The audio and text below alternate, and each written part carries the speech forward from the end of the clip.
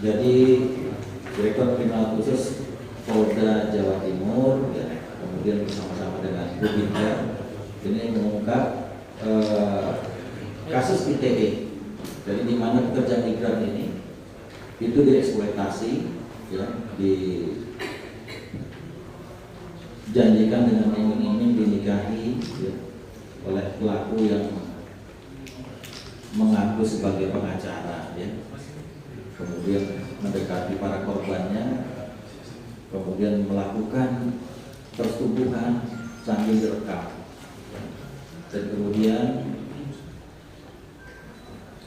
korban ini ditakut-takuti oleh bersangkutan, diperas, dimintakan uang, bahkan sampai ratusan juta rupiah, satu orang gitu. Saat ini korban yang sudah bisa terdatakan, sementara yang sudah meresponi 16. Diperkirakan korbannya ini banyak.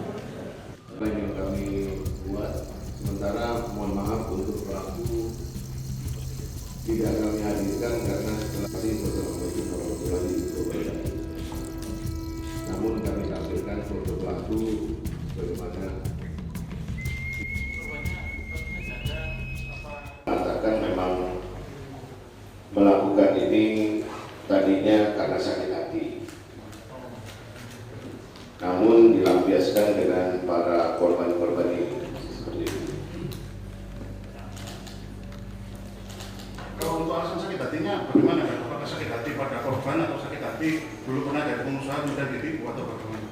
Jadi beberapa waktu lalu si pelaku ini pernah pacaran dengan PMI katanya, berdasarkan keterangan beliau.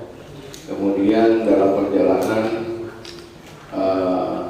putus sehingga sakit hati seperti itu. Saya Nitya Anissa, saksikan program-program Kompas TV melalui siaran digital, pay TV, dan media streaming lainnya. Kompas TV, independen, terpercaya.